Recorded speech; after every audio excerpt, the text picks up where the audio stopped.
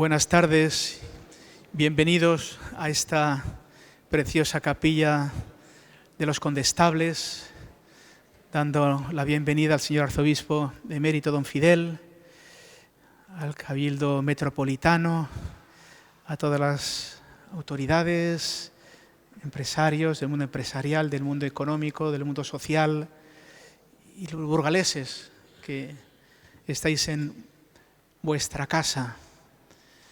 Cuando os emprendisteis de hacer una catedral, no hicisteis una pequeña ermita, sino hicisteis un patrimonio de la humanidad que ha ido acogiendo lo que es la historia de Castilla, la historia de España, la historia de Europa y de América, que se puede leer en los rincones y en todas las contribuciones de más de 800 años. Y hoy hablamos de una nueva contribución. Yo quiero agradecer de modo muy particular hoy la presencia de don Antonio López García, que durante 6 años ha puesto cuerpo y alma en esta maravillosa obra que ya algunos hemos contemplado y que no nos cansaremos de contemplar. Gracias por esta maravilla que nos ha regalado y que para nosotros es un gran honor y que hoy esté con nosotros. A su equipo, doña Consuelo, que ha dirigido también el equipo que está aquí presente, de escultores, de artistas, porque es un trabajo coral en equipo. A don Gonzalo Jiménez, que ha sido también coordinador general, amigo, secretario general de las Edades del Hombre mucho tiempo, sacerdote, teólogo, gran experto consultado muchas veces por muchas personas cuando surgen cuestiones con respecto al arte, a la teología. Gracias vuestra presencia. Yo no quiero robar un minuto tanto a la presentación que ahora van a hacer doña Consuelo y don Gonzalo, pero sí les pediría, saben que ayer falleció nuestro arzobispo emérito, don Francisco Gilellín. Todo se junta este fin de semana. Habrá partido hace media hora de Murcia, llegará esta noche a las 12 de la noche o 1 de la madrugada. Yo lo acogeré en lo que ha sido su casa, en la casa de la iglesia, en el arzobispado, y mañana tendremos la capilla ardiente y por la mañana el gozo de presentar las puertas y por la tarde pues el agradecimiento a Dios por la vida de quien ha sido pastor de esta iglesia durante 13 años. Si les parece, yo les invito a ponernos en pie y rezar un Padre Nuestro por su descanso eterno, que Él descansará en esta catedral. Padre nuestro que estás en el cielo, santificado sea tu nombre, venga a nosotros tu reino, hágase tu voluntad en la tierra como en el cielo. Danos hoy nuestro pan de cada día. Perdona nuestras ofensas, como también nosotros perdonamos a los que nos ofenden. No nos dejes caer en la tentación y líbranos del mal. Y lo encomendamos a la Virgen María. Cuando vio a Santa María la Mayor, que está con el niño en brazos, también ella nos tiene en sus brazos. Y de modo particular este momento pues difícil de partir a la casa del Padre, pues que lo tenga también en su regazo nuestra Madre. Le rezamos: Dios te salve María, llena eres de gracia, el Señor es contigo. Bendita tú eres entre todas las mujeres y bendito es el fruto de tu vientre Jesús. Santa María, Madre de Dios, ruega por nosotros pecadores, ahora y en la hora de nuestra muerte. Amén. Da el Señor el descanso eterno para la luz. Que descanse en paz su alma y las almas de todos los fieles difuntos por la misericordia de Dios. Descansen en paz. Amén. Pues muchas gracias. Pueden tomar asiento. Yo ya, quien nos va a moderar, creo que es el vicario general, y estamos realmente deseosos de esta tarde que va a ser apasionante para todos nosotros. Gracias por su presencia esta tarde. Muchas gracias, don Mario. En nombre del Cabildo Catedral, muchísimas gracias a todos ustedes por acudir a este nuevo evento cultural en esta presentación que ya está más cercana de las puertas de Antonio López, aquí presente de nuestra catedral. Simplemente un detalle de cómo vamos a articular el evento de esta tarde, este evento cultural. En un primer momento, don Gonzalo Jiménez, doña Consuelo de la Cuadra, nos van a exponer el proceso creativo y el sentido teológico profundo de las puertas. Los dos lo van a hacer a dúo, primero don Gonzalo, después doña Consuelo. Sobre todo nos van a hablar de cómo se han gestado, del equipo, del trabajo. No hace falta presentar a ninguno de los dos, solo un apunte de don Gonzalo Jiménez, secretario durante muchos años de las Edades del Hombre. Y yo quiero destacar 3 que realizó en nuestro querido Burgos: Oña, Lerma, Catedral también, y no, son 4, hasta 4 en nuestro querido Burgos. Muchísimas gracias precisamente por esa coordinación, por ese trabajo como gran experto de las Edades del Hombre. Nuestra querida Consuelo de la Cuadra, profesora de la Facultad de Bellas Artes en la Universidad Complutense de Madrid, es quien ha articulado el equipo de trabajo. Gonzalo ha hecho la coordinación general, pero ella ha articulado el equipo de trabajo. Muchos de ellos estáis aquí presentes. Muchísimas gracias por acudir esta tarde, porque es un trabajo coral, un trabajo en equipo muy complejo. Nos lo va a detallar de cada uno de ellos. Son ellos profesores de la Facultad de Bellas Artes. Un agradecimiento especialmente a esa facultad, muy especialmente al señor rector de la universidad, que estará también mañana con nosotros, el rector de la Universidad Complutense. Entonces, la primera parte será esa exposición de esos dos elementos que, como ellos nos van a decir, está publicado en ese libro que ya a partir de mañana estará en venta para cualquiera de ustedes a 35 euros. Y un segundo momento, don Antonio López, que está aquí con nosotros, pues tendremos una conversación. El que les habla hará un diálogo, una conversación, una interlocución de lo que ha supuesto este proceso, este trabajo. Si el tiempo nos lo permite y no nos enfriamos mucho, don Antonio, no hasta que nos cansemos, sino hasta que de alguna manera desemucemos lo interesante. Pues esto van a ser los 2 momentos.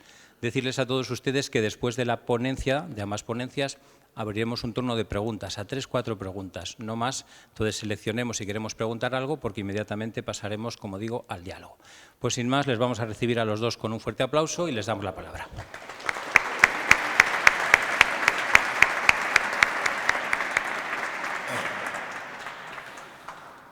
Pues muy buenas tardes a todos y también nosotros agradecemos sin duda su presencia. Comenzaré mi intervención señalando algunas de las razones y causas que están al inicio de este proyecto que ahora presentamos, las nuevas puertas de la Catedral de Burgos. Mi relación con la Archidiócesis de Burgos, lo acabas de mencionar, sobre todo con su patrimonio religioso, se estrecha con mi nombramiento como secretario general de la Fundación de las Edades del Hombre en el año 2011. Ya en ese mismo año, una de mis primeras tareas fue organizar la edición de Oña, que no fue fácil. Oña es una población de, ustedes lo saben mejor que yo, poco más de 500 habitantes, con una infraestructura turística mínima, con un acceso complicadísimo, lo cual fue para mí, de decirlo ahora ya, todo un reto, estrenarme precisamente en esas condiciones. En el 14 tuvimos una reflexión estética sobre la Eucaristía en Aranda de Duero. En el 19 hicimos yo creo que un precioso diálogo en torno a la figura de los ángeles, ¿no? Y en el 21, junto con Palencia y León, tuvimos la exposición que lleva un nombre que ahora es como muy actual, ¿no? El Deluxe, ¿no? El Deluxe. Fue una edición extraordinaria para Burgos, puesto que se trataba en general fue una reflexión en torno a María, pero aquí concretamente en la parte de Burgos la dedicamos fundamentalmente a, pensar y hablar sobre la catedral, ¿no? Este hecho y posiblemente mi relación de amistad con Antonio López fueron los motivos por los que su anterior arzobispo, don Fidel, me pidiera que hablara con Antonio para que abordara un proyecto escultórico para las puertas de la fachada principal de la catedral. El motivo era sencillo, la celebración del 8º centenario de esta catedral. Yo me había pasado buena parte de mi vida animando la creación plástica contemporánea, religiosa. Lo hice desde la dirección de la obra social, de la que estuve bastantes años, también desde la Fundación del Patrimonio Histórico de Castilla y León, que formé parte de su patronato, y, lógicamente, desde la Fundación de las Edades del Hombre. Para alguien como yo, el proyecto de unas nuevas puertas para la Catedral de Burgos, realizadas por uno de los artistas más grandes en el momento, Antonio López, se presentaba como una oportunidad única de impulso a la creación plástica religiosa. El libro que tenemos delante y que les estamos presentando en este mismo acto sobre las puertas, nos habla claramente de este deseo de ser fundamentalmente promotores del arte religioso contemporáneo. Queríamos que el arte, la belleza, fuera siempre un camino para hablar con Dios, ponerlo de manifiesto. En el libro la dedicatoria dice así: supone el cumplimiento de un sueño para muchos, que alguien grande, importante como Antonio, se implique con una aportación significativa a nuestro patrimonio artístico y religioso. Dificultades no nos han faltado a lo largo de este proceso de creación y ejecución del proyecto de las puertas para Burgos. Pasó de ser un proyecto de 22 meses a 70. Esto es así. 6 años desde su inicio a finales del 19 y comenzamos con una pandemia para ir entrenándonos. Visto ya con perspectiva, visto ya desde hoy, lo que realmente me preocupó en el inicio de esta propuesta y que en buena parte de ella dependía la aceptación o no por parte de Antonio del proyecto, era encontrar el método, el modelo adecuado para llevarla a cabo. Pues una obra así, tan inmensa, tan enorme, y además de escultura, que siempre necesita colaboración de otros, se presentaba, la verdad, que difícil y compleja. Fue entonces cuando recordé los talleres medievales, cuando recordé los talleres que Berruguete hacía por cada ciudad que tenía un contrato, y entonces pensé en la idea de trabajo en equipo, Este hecho, la idea de trabajar en equipo, la idea de trabajar en gremial, fue en realidad la que nos abrió el camino para llevar a cabo el proyecto que nos proponía el Cabildo de la Catedral y el Arzobispado. Algunos años atrás, mientras era director de la obra social de Caja de Ávila, habíamos establecido unas colaboraciones con la Facultad de Bellas Artes de la Universidad Complutense de Madrid, hasta el punto de que creamos una cátedra entre ambas instituciones que llamamos Francisco de Goya. Esta relación me dio la oportunidad de conocer buena parte del profesorado de esta facultad y fue desde esa cercanía como conocí a Consuelo. Su trabajo artístico, docente y sobre todo su capacidad para convocar a un grupo de artistas que junto a ella colaboraran con Antonio en el proyecto que pretendíamos abordar fue el inicio del camino. Y así se aceptó la propuesta por parte de Antonio y así se comenzó a trabajar de esta manera. Abordar en esta intervención una lectura profunda teológica de las puertas de la catedral es un poco difícil, para eso tenemos además el libro, pero sí que voy a intentar darles 3 conceptos o 3 claves que, a mi juicio, les va a permitir una lectura teológica y estética de las puertas. El primer concepto es el concepto de jardín. En términos biológicos y bíblicos, el jardín es concebido como un lugar de encuentro. En primer término, un lugar de encuentro entre Dios y el hombre, y en segundo también entre Dios y la naturaleza. Para Antonio López, el jardín es un espacio que tiene mucho que ver con su entorno doméstico. Fijándonos en las puertas dedicadas a María y al niño Jesús o a Jesús niño, las plantas, los animales, los árboles, la silla, las personas que lo habitan, todo tiene que ver con ese entorno cotidiano. Bíblicamente, el jardín es un espacio donde un proyecto de vida iba a acontecer. El Edén del que la Biblia nos habla es un espacio sagrado o jardín, escenario en todo caso, de toda una narración que recorre las tres puertas y las dota de un significado salvífico. Todos los elementos que configuran las puertas nos hablan de una vuelta a la mirada del paraíso por amor de Dios. Y por encima de la tapia que bordea ese jardín, aparece la ciudad de Burgos, recorriendo también las tres puertas, un skyline de la ciudad que actualiza el mensaje y lo ubica como algo propio, haciéndolo actual, renovando su mensaje. Cuando preguntamos a Antonio, un día le preguntamos, estábamos Consuelo y yo, y los tres, y le preguntamos, bueno, dinos cómo comienza todo. Y nos dice, todo comienza con un jardín.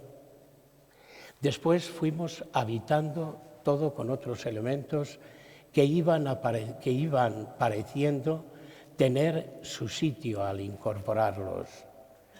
En las primeras páginas de este libro expresamos con toda claridad el objetivo fundamental de estas puertas. Queríamos que las puertas de la Catedral de Burgos, fueran sobre todo una llamada al exterior, una invitación a traspasarlas, a adentrarse en el interior de la catedral, donde ya todo lo que atañe a la historia de la salvación del hombre se cuenta al encuentro. Vimos desde un inicio, el proceso creativo de las puertas como un proceso de fe, como un progreso en la fe. En el arte contemporáneo, el proceso forma parte de la obra, más aún, es la narración de la obra, su desarrollo espacio-temporal y su vivencia. El latido vivo de las puertas se concreta en ese proceso de realización escultórica y puede leerse también como un progreso espiritual. El proceso creativo es un progreso siempre creyente, aunque no implique forzosamente para muchos la trascendencia. En las puertas nos encontramos narrada parte de nuestra historia de la salvación. Por ello mi consejo es leerlas comenzando por la puerta central, la creación. Un deseo de Dios y del hombre que fue quebrado. Si nos situamos frente a ellas, a la izquierda el misterio de la encarnación toma imagen en una virgen casi niña y en la puerta derecha ese niño de quien vendrá la salvación. Es como decirnos que de su fragilidad, de nuestra fragilidad, nace la fortaleza. El segundo aspecto tiene que ver con el concepto de catedral. Comencemos diciendo lo que yo creo que no es una catedral. Una catedral no es un fósil histórico, que hay que conservar lo mejor posible y cuyo destino es el ser visitado. Tampoco un edificio que ha acumulado años, siglos entre sus piedras, sin más. Los edificios son históricos porque han ido acogiendo las distintas sensibilidades en el tiempo. Las aportaciones nuevas han hecho que la historia no se detenga en ella. Es cierto que los movimientos turísticos generan en nuestra comunidad importantes trasiegos de personas que buscan conocimientos culturales y históricos y que buena parte de los atractivos culturales y históricos de este turismo se encuentran precisamente en nuestro patrimonio religioso, convirtiendo así el patrimonio religioso en un impulso de desarrollo de actividad económica para nuestra comunidad, para nuestra ciudad. Burgos es un claro ejemplo de ello. Sin embargo, no podemos olvidar que la catedral es sobre todo un espacio de encuentro y de oración, expresión plástica de la fe de un pueblo sentida a lo largo de los siglos. Por otro lado, y no menos importante, afirmamos que la catedral es una obra colectiva y que cada generación tiene el derecho y el deber de dejar plasmada en ella la vivencia de su fe, con un lenguaje que en cada momento sea comprendido. Hecho que olvidan algunas entidades públicas y privadas defensoras a veces de un trasnochado historicismo. Como dice el Papa Francisco en la exhortación Evangelii Gaudium 167, es deseable que cada iglesia particular, ante el uso de las artes en su tarea evangelizadora, esté en continuidad con la riqueza del pasado, pero también en la vastedad de sus expresiones actuales para transmitir la fe mediante un lenguaje parabólico. Una catedral se va formando y nutriendo de distintos lenguajes plásticos en el tiempo por la fe sentida por un pueblo. Esa oración, materializada en arte y arquitectura, nos permite conocer el anhelo espiritual de cada generación en cada momento histórico, porque cada generación aporta con sus plegarias, insisto, convertidas en arquitectura y en arte, una huella en su catedral. Una construcción así solo es explicable si la entendemos como una obra colectiva. Y a este deber una comunidad religiosa, una sociedad creyente no puede renunciar por mucho que quieran hacer de una catedral un edificio sin más anclado en la historia. En las nuevas puertas su iconografía revela a los fieles la ternura de la promesa de amor de Dios para con la humanidad. La ternura de Dios que nos sale al paso, se hace visible, se hace imagen visible en la puerta central. El efecto óptico de esta escultura es una hermosa metáfora, propia de la sensibilidad religiosa de nuestra generación. Desde lejos, el rostro de Dios nos llama mientras paseamos, mientras pasamos el día a día. Literalmente la puerta central hace que la imagen del Padre nos salga al paso en la vida cotidiana. Como un dispositivo simbólico, a medida que nos acercamos a la puerta, Dios deja de verse. Se produce una inquietante sensación visual de pérdida de pie. ¿Dónde está el rostro de Dios que me llamaba? ¿Ha desaparecido? Esta metáfora visual tan hermosa y contemporánea no podía haberse realizado en los siglos anteriores y sobre todo no pudo realizarse por las generaciones anteriores porque su sensibilidad era otra. Lo hermoso, lo realmente emocionante de las puertas es que representan de forma genuina la nueva o nuestra nueva sensibilidad sacra. La iconografía de las puertas ordena el sentido de esta ritualidad cotidiana. El rostro adolescente y cercano de la Virgen, casi una niña, nos ayuda a encontrar la bondad en la sonrisa de nuestra hija, de nuestra sobrina, en el paisaje de Burgos, reconocible e idealizado a partes iguales, nos habla de la compañía de Dios en los escenarios de nuestra cotidianidad. Los perros, los gatos de la puerta del niño, de Jesús niño, evocan el amor que sentimos por nuestras mascotas, un cariño desinteresado e instintivo que nos resulta curador en los días más desabridos. Las puertas de la Catedral de Burgos materializan en bronce nuestro rezo generacional. Cada pórtico del magnífico edificio revela la preocupación espiritual de la época en que fue construida.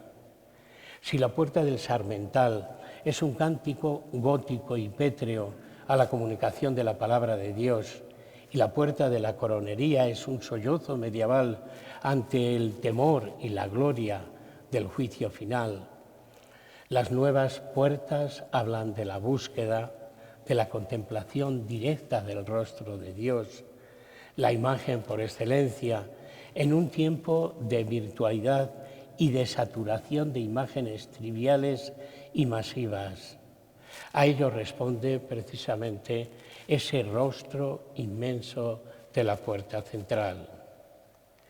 Y el tercer aspecto tiene que ver con el artista.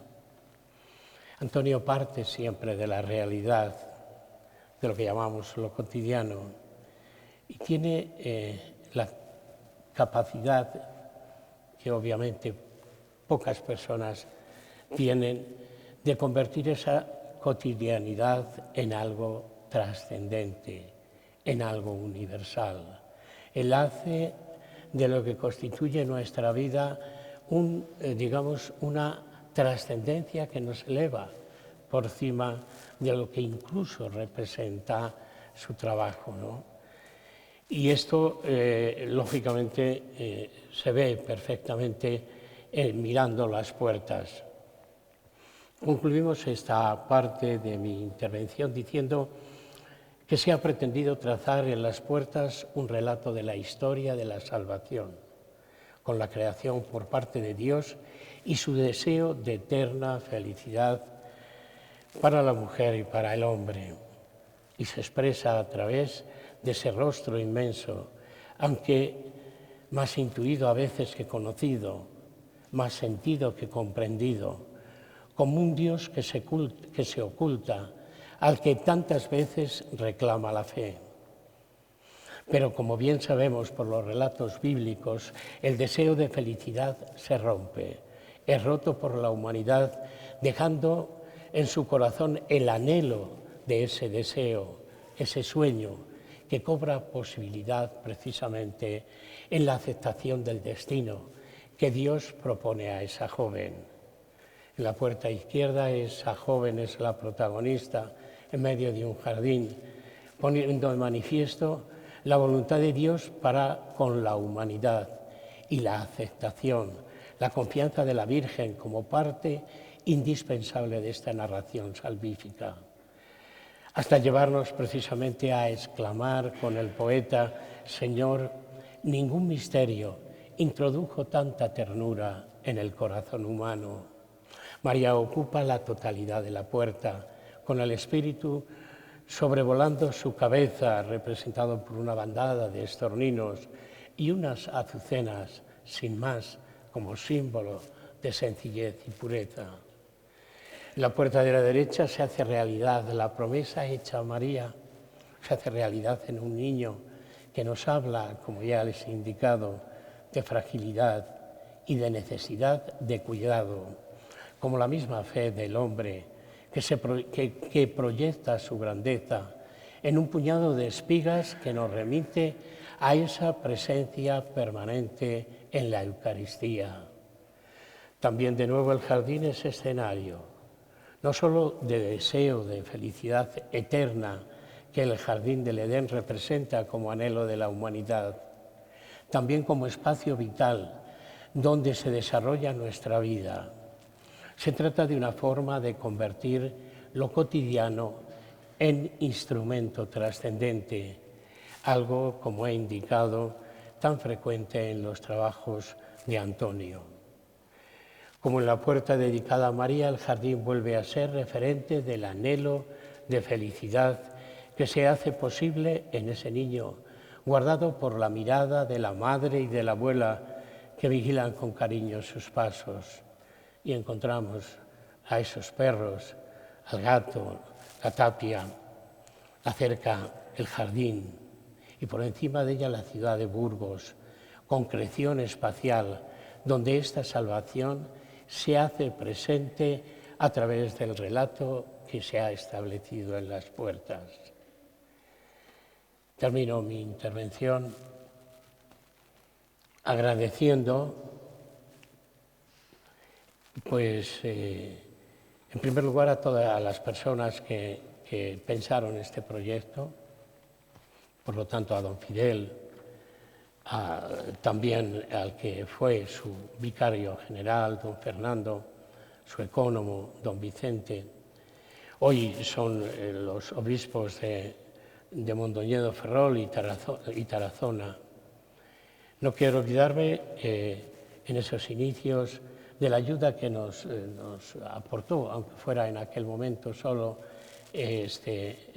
Michel Méndez Pozo, que nos ayudó, y sobre todo la constante ayuda, cercanía más que ayuda, cercanía de la Federación de Empresarios de Burgos, ¿no? Agradecimiento extensivo a todo el Cabildo, obviamente, y a la Archidiócesis en la persona de su arzobispo, don Mario Iceta, no solo por haber publicado nuestro libro, don Félix, que era nuestro empeño, también por dejar algo de todo el trabajo de 6 años, sino también por la cuidada recepción que están teniendo a las puertas. La verdad es que todos nosotros, Antonio, y absolutamente todos, estamos realmente agradecidos por esa acogida tan cariñosa que han tenido, ¿no? Por último, pues, Antonio es grandeza de saber y generosidad de hacer. Yo creo que esos son los 2 términos que le definen perfectamente. Y a todo el equipo que ha ejecutado este proyecto con esas mismas cualidades. Por mi parte, muchas gracias.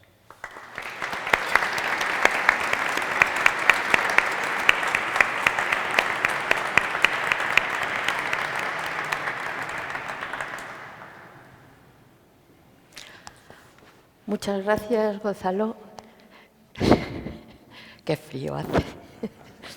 A ver, con las palabras que ha pronunciado Gonzalo y las que yo voy a pronunciar a continuación, como bien ha dicho, estamos presentando este libro, coincidiendo con la estructuración que se ha hecho de estas conferencias, puesto que el libro consta de 3 partes, una en la que se trata todos los aspectos teológicos y estéticos en una conversación entre Luis Mayo y Gonzalo Jiménez. Luis Mayo, que estuvo dándonos ayer aquí una preciosa conferencia y que tendría que estar hoy aquí presentando el libro, pero como tiene clase, pues no ha podido venir, le echamos de menos. Se me ha apagado.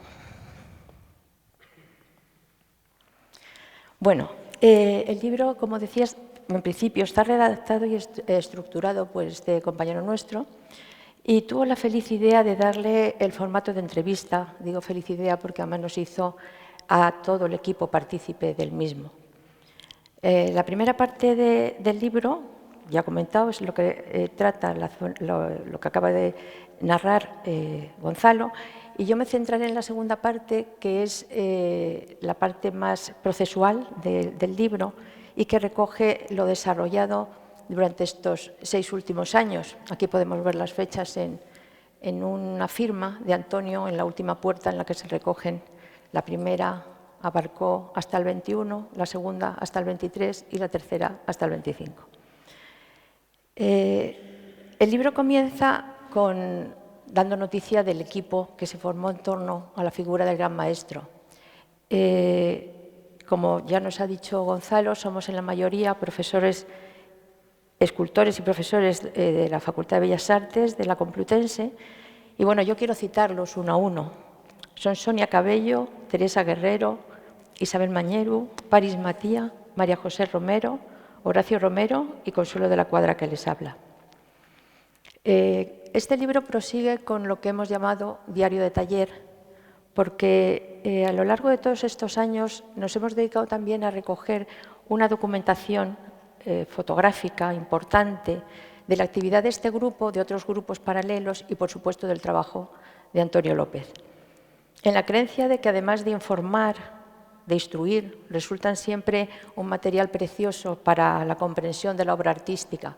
Ya nos hubiera gustado que otros grandes de la historia nos hubieran dejado parte de su desarrollo, escrito o por imágenes.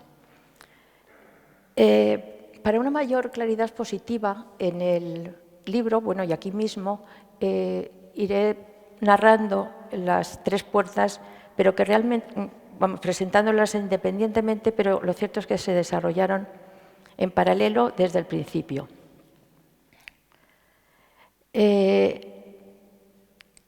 Tenemos aquí unas imágenes de todo ese trajín que hubo para intentar poner en marcha bueno, pues la localización de la idea, en la que Antonio, bueno, pues como en todas las fases, se implicó de una manera muy importante. Y para implicarnos a nosotros y irnos conociendo entre todos y darnos a entender por dónde deberíamos de caminar, Antonio siempre tuvo en el estudio estas tres imágenes.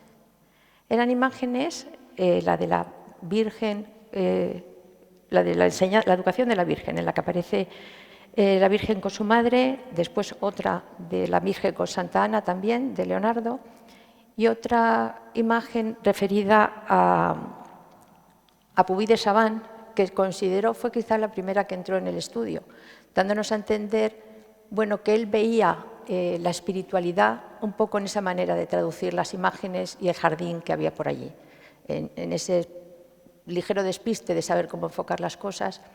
Uno era este tema de la espiritualidad, el otro era el tema de la belleza, que representarían los italianos, más alejada de nuestro concepto, que representaría, por así decirlo, el cuadro de Velázquez. En esencia, Antonio siempre ha estado tratando de que todo lo que se aborde, él lo aborda en su obra, sea verdadero. El que sea verdadero, en este caso, por ejemplo, del cuadro de Velázquez, pues es narrar a través de esa mujer perfectamente creíble de una época, como también lo era la niña y como lo eran las mascotas. Todo ese contexto nos ha servido de referente para ir buscando cómo poder alimentar todas estas piezas. Comenzamos con la imagen de la puerta de María, o la Anunciación, que es la primera que se recoge en el libro, y veremos esquemas parecidos con todas ellas. En principio, esta imagen fue el resultado de un proceso de reconversión de un dibujo de Antonio sobre su hija de niña, de 1972, titulado María, con un fuerte magnetismo, y tratarlo de llevar hacia una figura adolescente.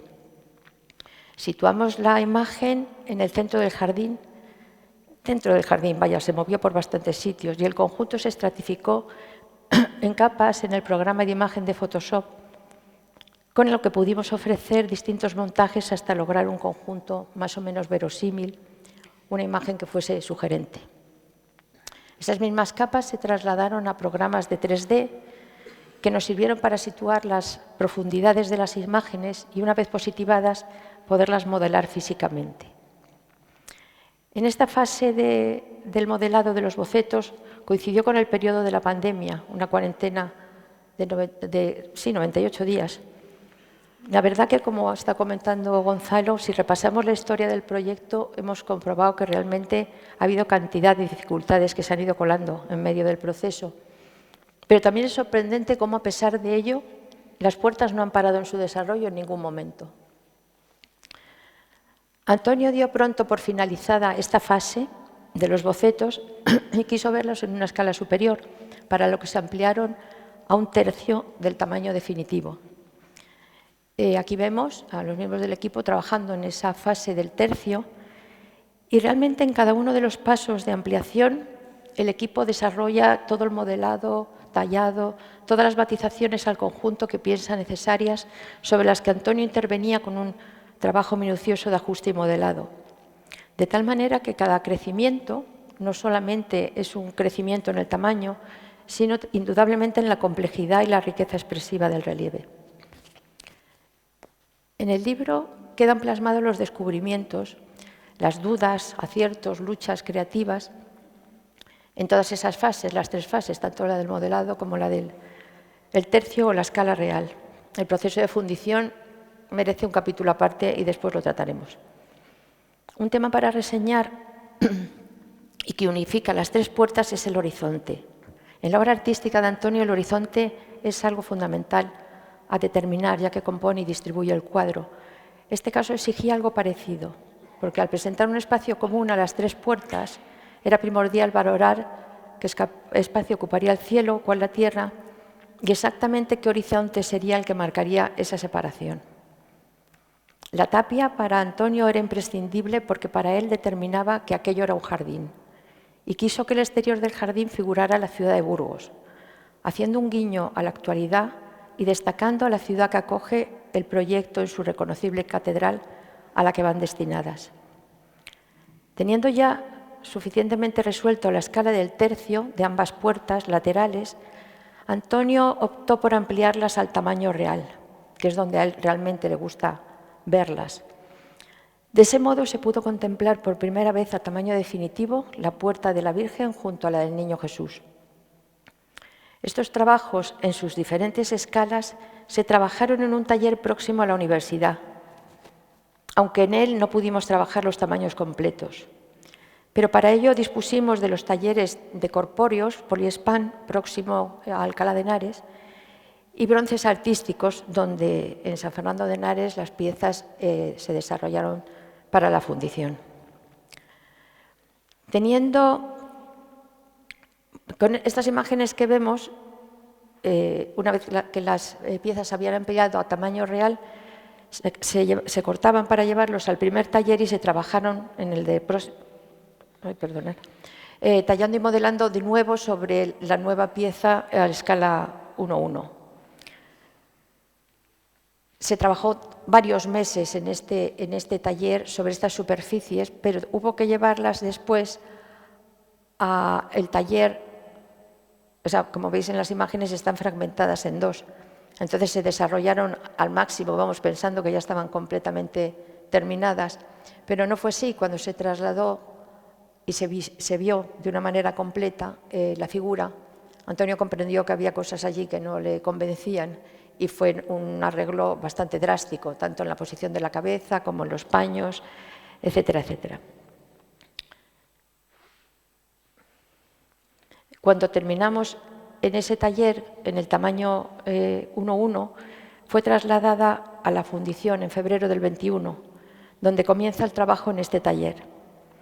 Allí se lleva a cabo la realización de los moldes, es decir, cuando parece que acaba una fase, se sacan unos moldes en silicona. ¡Ay, que me lo he saltado! Se sacan unos moldes en siliconas para poder realizar unas ceras, que será lo que posteriormente se funda en bronce. Estos procesos son penosos y largos, pero en este caso fueron de una manera extraordinaria. En la parte de abajo vemos cómo están las 7 piezas dispuestas sobre soportes de arena prensada y se fueron repasando una a una durante varios meses también. Una vez unida, o sea, una vez que, como hemos dicho, se sacan las ceras, esas ceras a su vez se meten en un horno donde se quema su interior y ese interior es el que después, una vez vacío, ocupará el bronce. No hace falta comentar que el proceso de fundición es muy complejo y esforzado. Aquí en el libro se da mucho más detalle. Una de las cosas que podemos observar también es que Antonio no solamente, o sea, cada proceso, cada capa, cada realización ha ido realizando minuciosamente en toda la superficie un recorrido exhaustivo.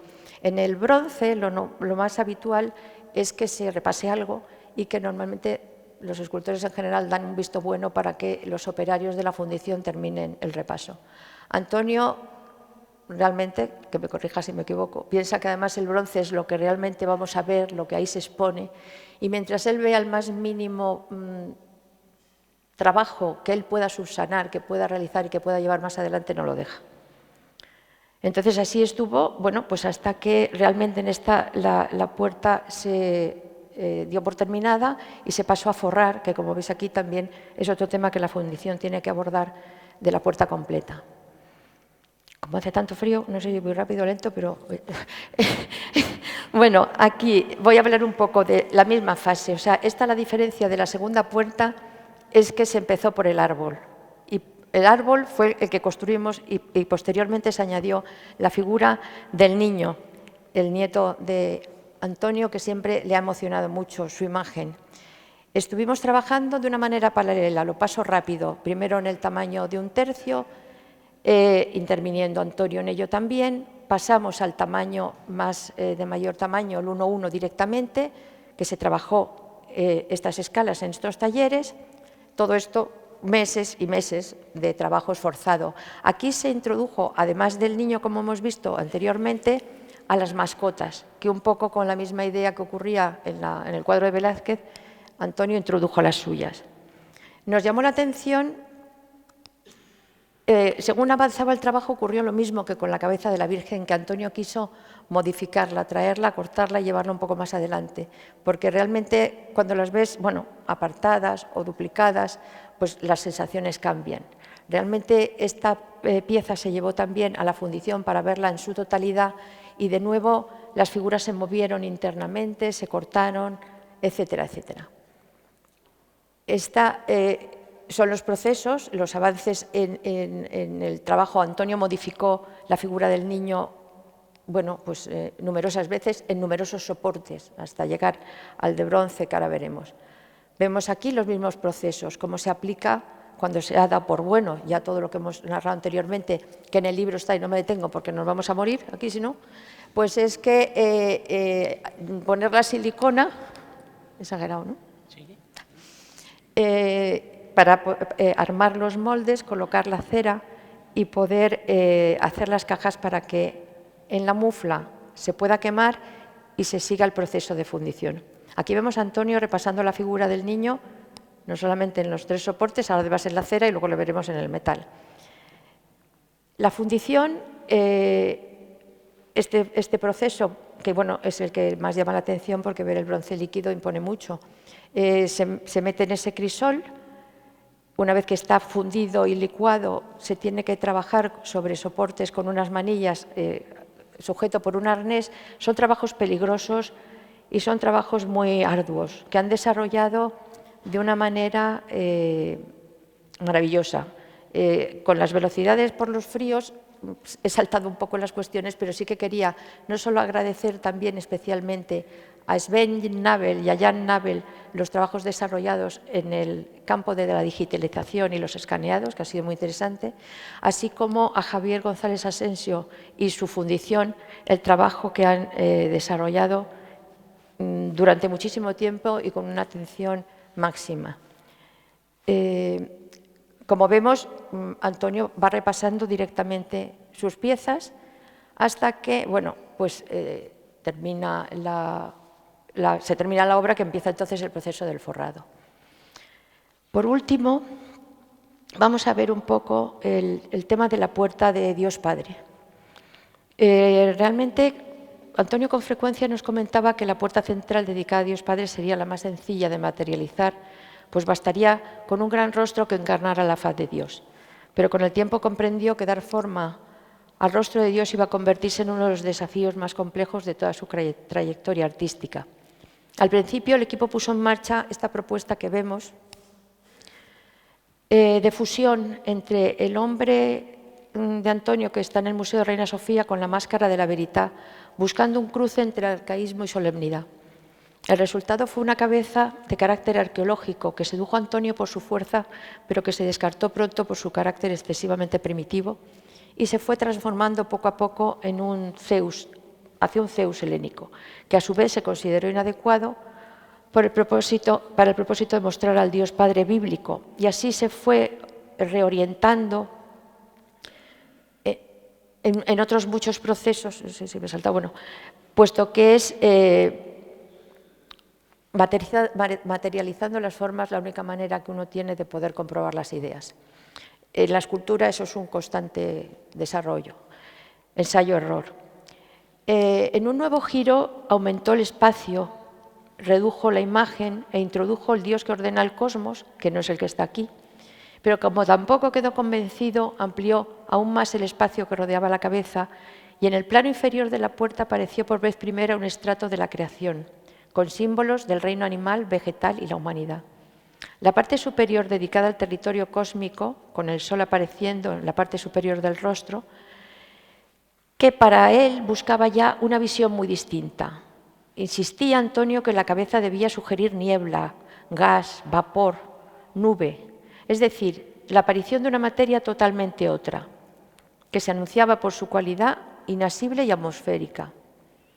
De ese conjunto fue como nació la cabeza fusionada, una forma cuyo comportamiento perceptivo invierte la distancia, de cerca se aleja y de lejos se acerca, de modo que la propia búsqueda visual es parte de la significación de la imagen. En la zona inferior, el inicial y único pez, símbolo del cristianismo, se transformó en una representación variada de especies para dotar a esa franja central de diversidad, entre ondas de agua y tierra, como símbolos del reino de la vida. Todo esto flanqueados por un hombre y una mujer, jóvenes y contemporáneos, que representan a Adán y Eva como una creación activa y continua. El concepto que se perseguía se reveló entonces con una gran precisión. En marzo de 2023, Antonio dio por terminado el relieve, pero quiso completarlo con dos elementos. Un sello que constata la existencia del mal, donde un cordero aparece rodeado por una serpiente, y la frase en la que el relato bíblico concluye cada jornada. Y vio Dios que todo era bueno. Desde octubre del 2023 hasta hace 2 semanas, es decir, en estos 2 últimos años, se ha desarrollado el proceso de fundición de esta última puerta. Aquí está Antonio en la fase de repaso de las ceras de esta puerta y aquí ya en el repaso del metal. Hablo de 2 años. De la dantesca pelea mantenida por Antonio con la obra, habla de modo muy expresivo las imágenes en el libro, así como de su fortaleza y tenacidad para llevar esta empresa hasta el final. Tras mucho sufrimiento obtuvo un resultado sorprendente. Como apunta Luis Mayo en el libro, cuando creen que es imposible representar el rostro de Dios, este se revela de un modo hermosísimo. Sin querer, aparece en la cara difusa del Padre el rostro sufriente del Hijo. Buscando el rostro de Dios en el cielo, se nos aparece sin quererlo el rostro de Jesús, sufriente en la tierra. Antonio la denomina la puerta del milagro. La última y tercera parte de este libro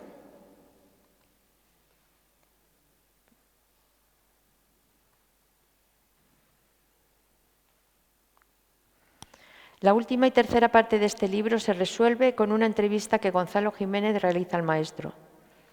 Entrevista transcrita llena de sabiduría en sus comentarios y de gran generosidad a la hora de considerarnos a todos los que le rodeamos como parte importante de este proyecto. Termino porque nos espera lo más interesante. Antonio López, autor de esta obra genial, al que mucho mejor que nosotros os podrá comentar todo sobre ella. Enhorabuena, Antonio, y mil gracias por realizarnos este grandioso regalo.